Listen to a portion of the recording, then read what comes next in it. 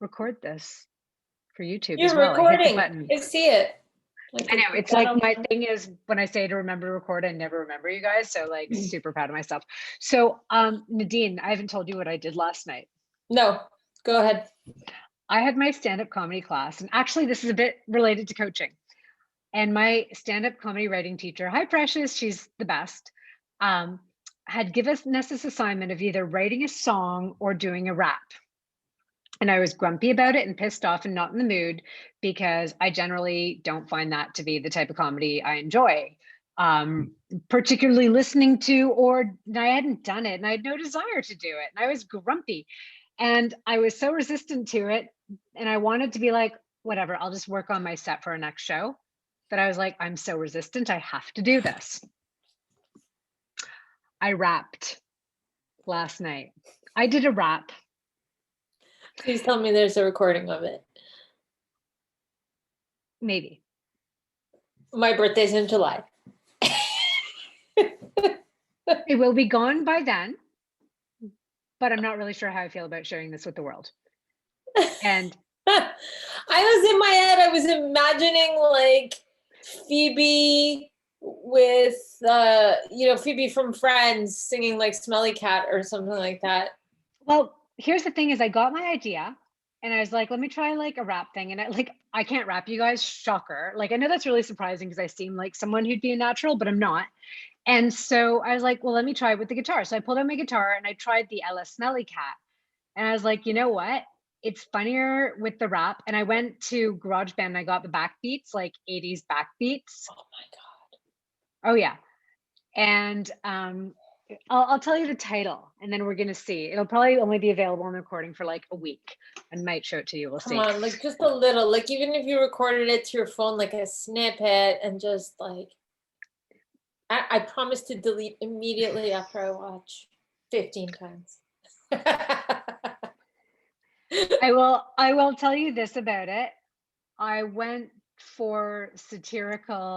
going for a satirical political commentary, and it's called Vaccination Validation.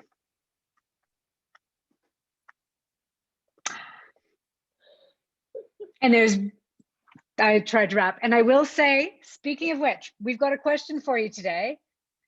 And Nadine has a story, and I'm just gonna I'm gonna tie this to it first. The question, Nadine, do you want to say what we're gonna talk about today? What if I took 100% accountability for my results? What if you took 100%? Responsibility. Oh, responsibility. I mean, yeah. There's a good question there. Accountability versus responsibility. Let's not get sidetracked. Let's just go in responsibility as our sentence. Okay. That's one for me to puzzle out for myself later. Yeah, you can write a blog post about that. So what if I take 100% responsibility for my results? And here I was 2 hours before class. I hadn't done my homework yet. And I'm like trying to write a rap. Okay.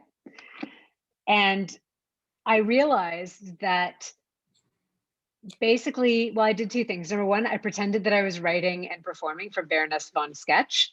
Oh, I love that. So I was like, this is not me. I'm going to pretend, what would I do if I was writing and performing in that? And how would I do this differently? Then it made it safer because it wasn't about me. It was a character I was playing, and that was really helpful because it wouldn't be part of my regular, it wouldn't be part of my regular stand-up routine anyway, right? And then I was like, well, I'm a 48-year-old white woman rapping. I need to own that 100%. So I realized that I had to own it and commit and rap my little heart out as hard as I could to make the words amusing. Because if you half-ass it, it's like, I wrote some words, let me try and like rap it, but you're not committed to it. It's like, you're doing something for class that you're not good at. But I went in as though I was going to be on TV because I thought I was such a good rapper. That's how I committed to it. I have never been so nervous before performing in class for stand-up comedy, ever. I was terrified. I nearly fell over. I was trying to rap and dance at the same time, kind of. The more you tell me about this class, the less I want to take it. Well, it was so important to me because it's the resistance to it where I'm like, well, I coach and I tell people to do uncomfortable things every day. If I'm not willing to do it, I shouldn't be coaching people. So I did it. And am I going to do it in my next show? 50-50. I'm thinking about it. Actually, I have no idea if I'm going to. I've got to think that through. Um, but it was really interesting from a learning perspective about what worked, what didn't. And it taught me a different level of commit to who I am on stage and stand-up comedy. And I've seen that in other areas of my life, or in music, it's even different. But in stand-up comedy, when I'm, kind of making an ass of myself that way, essentially, and leaning into the fact that I'm like, the blonde old white lady rapping as a comedy piece, I have to go for it. So anyway, it was really interesting to do it that way. And I'm really happy I did it. Do I think it's like worthy of an audience? No. It's also like my first time doing that. So it's not like I'm not a professional stand-up comedian, but I was just like interesting and I learned something. So I committed 100% to my results in that class and I wanted to do the best I possibly could. And I had to be really fucking uncomfortable. I was terrified. So there you go. That's my little lead in. That's pretty great. So I don't think I've ever done anything that scary.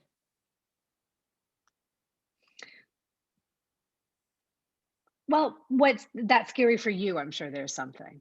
It's different things. But Yes. I have but posed in a swimsuit for a national yeah, magazine but at the that age of you 45. found it easy when you actually did it. So, It well, was not easy, but nerve-wracking. Like when I yeah. did that experience, that's another one where I was like, Yeah. well, I signed up for it, so I guess I'm doing it. And like I'm in. that moment where you take your robe off is a little, you're like, I'm with my What colleagues. are you going to tell your story of why we decided to talk about this week? Yeah, absolutely. I will tell it succinctly, or will attempt to tell it succinctly. Do we need like a redirect secret message that isn't secret? Like just maybe like this, like go back on story. This is the international It's cue 6 of on o'clock on a story. Friday, and I'm like fading fast from this vaccine. Yeah, so this week I had a challenging week at work in a meeting, particularly. Someone spoke to me in a tone I did not appreciate, and I was annoyed. And I was really hard on myself about it. I was like, oh, making excuses. Anyways, I called you to rant, and I was like, and then he said this and that. And the more I told the story, the more I dug into the story as I saw it in that moment, the more indignant I felt, the more I was like, yeah, I'm right. He's wrong. Everything's wrong with this situation. And I got to get out of there. And right. And like, I'm sure you can think of 1,000 ways, like I had an argument with my father a couple months ago where I'm still like working through the wreckage and it's, I'm right, he's wrong. Thank you. And then what did you say to me? I just said, wait, hold on a second, stop everything. I'm just kind of curious. What would you be saying to me if you were taking 100% responsibility for your situation? Yeah, and you said, you're not the victim here. You're not a victim. You're not a victim here. And I was like, that to me was interesting because I think we don't realize when we're complaining about something that we are making ourselves the victim of a situation or a person. And in doing so, in seeing ourselves that way, we're giving away a lot of our, not just responsibility, but our power. Yeah, to be clear, it's a small thing. I wasn't making a judgment call on whether or not you were the victim. I believe I said something like, you sound like you're the victim right now. Right? Because it's more about feeling like how we're going to take things in our situation, taking responsibility doesn't actually have to do with something that we could interpret as being victimized or not. And all disclaimers aside, this actually isn't related to you'll see. So I'll just how do I explain this? If Nadine was being physically beaten up by someone, it would have been a different story. Or if somebody was Correct. having verbal abuse and you had psychological things and you were coming to me in trauma, we'd be having a different conversation.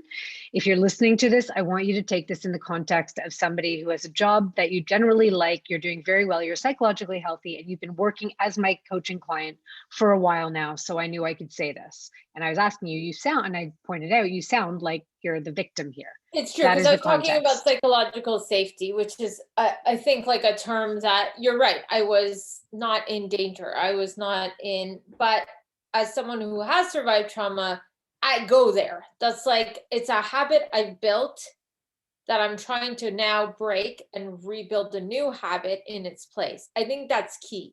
Like, because going to that trauma survivor story, and I do it a lot, I'm catching it a lot this week. But it's more of a feeling too, right? It's a feeling physically in my body where I feel attacked. So what was, or I and the feel thought was, engaged. they're terrible, they're attacking me. I am under attack. Yeah, that's sort of the thoughts, right? And you were making it all about them. So what happened when I sort of said to you, if you're 100%, I'm curious, let's get back to the exact story. I just sort of said that to you. I think like what that did to me was made me realize like, oh crap, I could probably, if I was critical enough, um, or like neutral enough, I could probably take everything I'm saying about this person and flip it around on me too. And like, what is his frustration about? Do I need to take it personally? Is it actually about me, or is it a bigger systemic thing that needs to be addressed and I don't need to make it about me? And then if I'm taking 100% responsibility for my results and I don't want this person to speak to me this way, what can I do? I can have a conversation with him. I can like, so then I started to get creative about what the next steps were, where I couldn't see my way out of it before. I was just like, he's wrong. And when I'm stuck in that he's wrong, I'm right situation, I also don't want to do the thing that he is upset that hasn't been done. And whether or not it's right that he was saying it had to be done or wrong, I was able to have meetings today, for example, that led to a middle ground where it's like, can we throw this person a bone while also sticking to our guns? And we came to a good place. I couldn't have gotten there if I was just like, he's wrong, he's an asshole. Right? So I think like that was it. It was realizing like, oh, that's not who I want to be at work. I don't want to be like spreading that toxicity and being gossipy and being like wah, wah, wah, complain. Like that's a terrible, and it's so quick in the workplace for things to devolve to that. It's quick, also can happen quickly in like neighborhood stuff, in Facebook groups, in family settings, anywhere where emotions With are. my boyfriend when we're driving to a cottage. Yeah. With my boyfriend when we're driving to a cottage, and I'm like, he is being so annoying. Like, all we're doing is we're trying to get from here to here, but oh no, he has to pee every 5 minutes and la la, and all I'm trying to do is organize it so it's enjoyable, la la la. And we wind up fighting, and I used to think it was because of him. Yeah. Instead of acknowledging that I wanted things done my way just as much, and like, it's just I'd tell the story better than him, so I got everybody to be like, yeah, it sounds annoying. It's because you Bullshit. dig It's into the story, right? You dig into the story and you're like, this is 100% the story. Like it's fact. I'm right, they're We printed wrong. on the front page of the Globe and Mail. The thing I like about it though, it's not like, and we talk about stories so much. The thing I want to really highlight in this though that I think is different is the this is happening to me. Right. Like, and it's kind of like, okay, yes, I understand how like he is talking to you, but when you're not taking responsibility, you really are forgetting that first of all, like, there are certain things in our life, whether we like it or not, as adults, and most of us, like, there's certain things that are in our control. Like, you are in that job because of a bunch of choices you made. Yep. A lot of decisions. So it's kind of like that, owning that. And it's kind of when we're saying like not taking responsibility, it's kind of like this just happened and I had no say in it. And there's some things we can't control. A whole lot of them, in fact, like this pandemic, pretty big one. I do not blame you, Nadine, for this pandemic. I'm not blaming, and you know what? I'm not taking on that burden. I did not cause this pandemic. However, if I start to feel like this pandemic happened to me and that sucks, and I'm the victim of this pandemic in terms of like my life choices, I'm it's going to take away me looking for options. And that's not to say it doesn't have an impact on me. There could be choices I do not have because it's a pandemic, but it's more about when you feel like you're not in charge of things, you're not going to be able to make decisions. You're not going to be able to see the bigger picture. And honestly, it's more upsetting. And so, as frustrating as it can be, and especially if you haven't been doing this work, to kind of get out of your ego and admit, like, okay, fine, I'm blaming other things and I'm not taking any responsibility. And that's really hard when you're not used to it. I think you and I forget that because we actually sometimes think it's funny when we catch ourselves. Yeah. But Yeah, we're at a remember how point hard where it it was at doesn't feel hard first? to us now because we've done it enough times, and you're right. We can find a way to levity with it. Oh, I'm doing that thing Yeah. again. Like we laugh with each other now, but the first few times, like I remember early on in coaching, I would call you sobbing over something that felt so catastrophic and dramatic to me. And it took all, I would get angry when you would question me because it was so hard to admit. And I think that is the thing around, like, the opposite of taking 100% responsibility is blame. And blame is saying it's someone else's fault. And that means you're giving away your ownership, you're giving away your story to someone else. You're letting someone else be in the driver's seat of your story. And so to me, I don't want to live like that. I know that now. I've done enough work now that I know that. That's not who I Yeah. want to be. And how you do one thing is how you do everything. So if I am saying I want to be this world class, author and speaker and coach, talking to people about the stories keeping them stuck, and yet I am continuously stuck in this victim story, well, that's not aligned. Like if I'm Yeah. stuck in the victim story at work or in a, romantic relationship or whatever. No, you know, Yeah. I think about my divorce a lot. I think about like, it was so easy to be mad at my ex-husband and to act like it was all his fault because he did this stupid thing and that stupid thing. And that was a story that I was in. And that was a story where I didn't accept responsibility for my results. And the story changed when I said, enough. Like, we're done. We're so stuck in this story of seeing each other as an adversary that the only answer right now is to split and see who we're going to become. And while that was painful as heck, it also was the most profound freedom we gave each other from a place of love that helped us create new stories. And then to be able to reflect back and say, oh, you know what? I had that story wrong. Like there was a part in that I owned. I was enabling, I was this, I was that. And not beating yourself up about it, but just noticing. Okay, Noticing wait. enough. You're going like along the entire like coaching everything and going, I want Yeah, to yeah, bring you yeah. back. Okay. The sun distracted me, ADD. Okay. But I just want to say, like, it's really the point I want to bring to people is to look at what's going on in your life right now and then be like, if there's something that's bothering you, ask yourself, like right now, and I've been talking about this and it's happening. And although I had the nice little COVID headache and a few things, so I'm like, oh, okay, next week, which is me not owning it right there. Yeah. Although I did work out on the weekend, my whole workout, fitness and all that, where I'm like, which yeah, I started, but it's kind of like going, I own the fact that I have not been taking responsibility for that. Okay, then you get to decide. It's back again to then you can decide, but you have to realize like I'm not fat because there was a pandemic. I'm fat because and I don't say that as a judgment word. I'm just saying my clothes are tight for me. Maybe just use that terminology. And well, I think taking the shame out of that word is something I'd like to work on. I don't think it should be used as a value judgment, right? Isn't that part of the whole activism in that area? Anyway, that's sort Maybe. of how I meant it when I said it. Yeah, interesting. Because there is a stigma with that, right? Like, especially Right. when, like, to me, I don't look at you and think of that word, which is a whole nother conversation. And Yeah, which might be, yeah, okay, back to us. But the point is, my clothes are tight. that is not because there's a pandemic. That is because I didn't figure out how to work out with my circumstances changed. And I had many opportunities in ways I could have, and I didn't prioritize what I was eating. As simple as that, right? And sure, you could say, oh, it's because there's a pandemic and it was hard. Who cares? Those are details. It doesn't actually matter.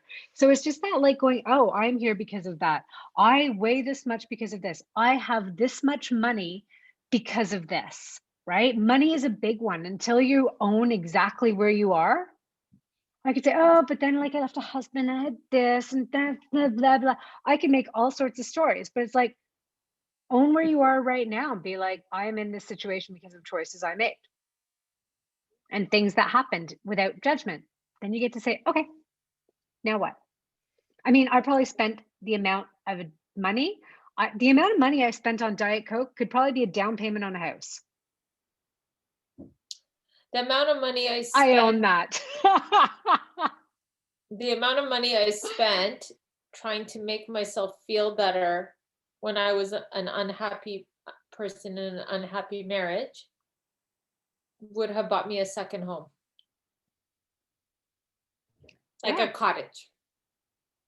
It's big. It's a big number. So you are 100% between that and the career choices you've made. If you and I wanted to make a lot of money, we could have been like, I'm going to go into finance. We have not. Yeah. You know, like there's so many choices you can make. Yeah. Based on what you want to prioritize. We talk about like, I want to do Kickstartology full time. If I wanted it and believed it at a certain level, I would sell my house to make it happen. Yeah. So it's kind of an interesting thing and it makes you own where you are. I just think it's such an interesting question. And I love, as I become more and more comfortable looking at myself and not being a total judgy asshole to myself, I find it's a really fun question to ask. Even when I don't like the answer, at least it's like, yeah, I know, maybe tomorrow. But knowing is actually a step. Won't get you very far, but you need to start with that, right? I was just thinking about, I had another question for you in there. Did you want me to wrap the answer? I'm joking. Wow. Don't tease.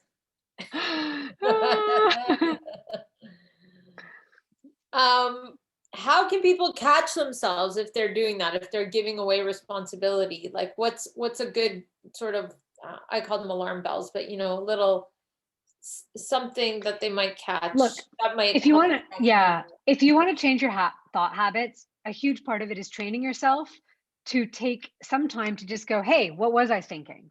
And like mindfulness is a step there, but that's just, hey, I'm here right now. This is a bit of a step beyond, and there's very specific ways to do it to get results really fast. It's not just focus on my breath, I'm thinking this. There are very specific steps. So to give you something that's going to be useful right now in the moment, small aside for anybody who's listening, if you really want to change your life, we are launching the next cohort of our program really soon. Get in touch, hKickstartology.com/explore. You can book a call with me. We're going to have a conversation where basically we'll discuss if it's a fit for you or not for what you want result-wise. Okay. It's an incredible program, and we will take you through the training on how to change your results, whether it be I'm not working out in a pandemic, whether it be I want to get a new job, I want to make more money, I want to build my business, I want to find the relationship of my dreams, whatever it is, this shit works. So get in touch. But if you want a really quick thing as a starting point, I'm going to say once a day, ask yourself, what is it in my life right now that I would like to change? And then ask yourself, if I was 100% responsible for my results in this, what would I do differently if I felt I was? And just ask yourself if there's something. Okay. Before we go, question for anyone watching after we jump off. Do you have a question for them to leave in the comments? To answer in the comments? I don't. We kind of got late today and everybody's like gone home. So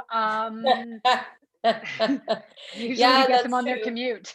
I would say, okay, to tie into this, if you are watching, what is something that you're taking 100% responsibility for? Ooh, I almost did it again.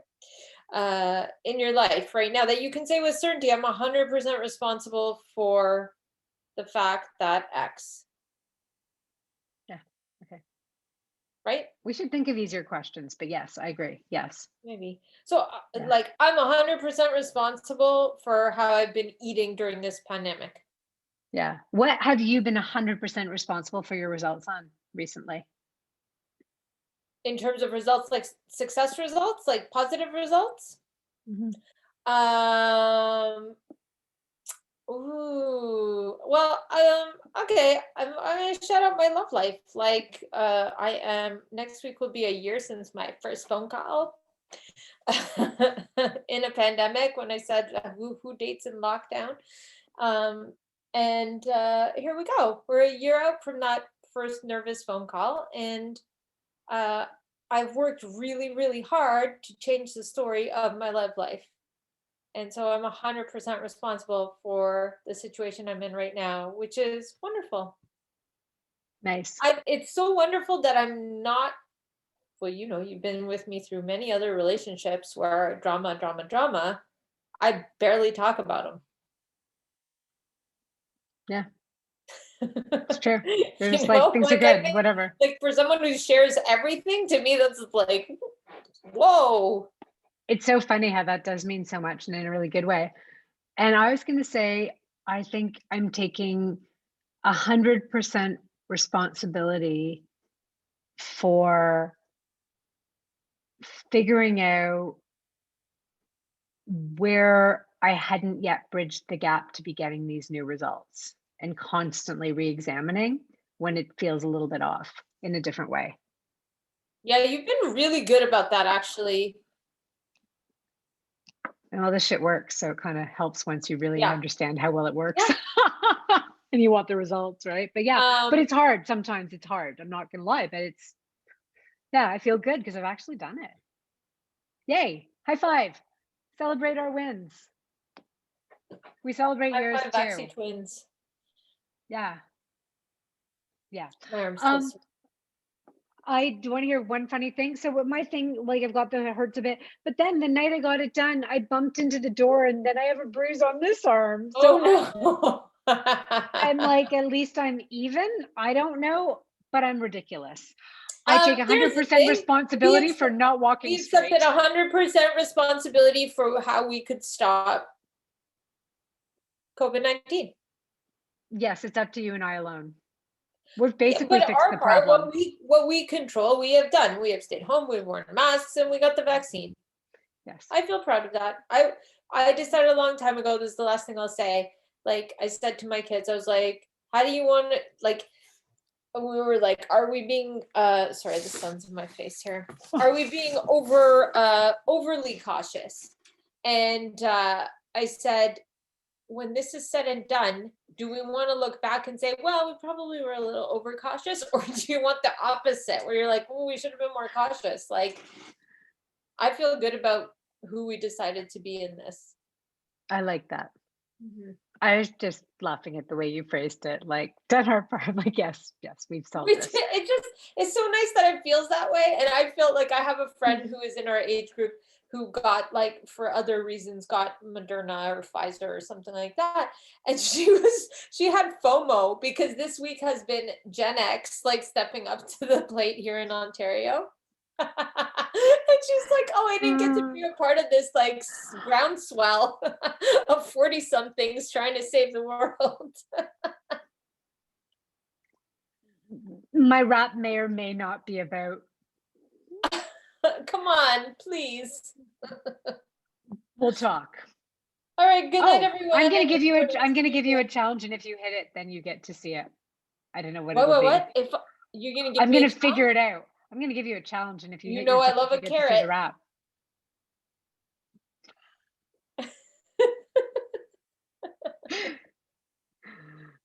Yeah, okay, bye. Have a good weekend, everyone. Have a Bye. great weekend. Bye.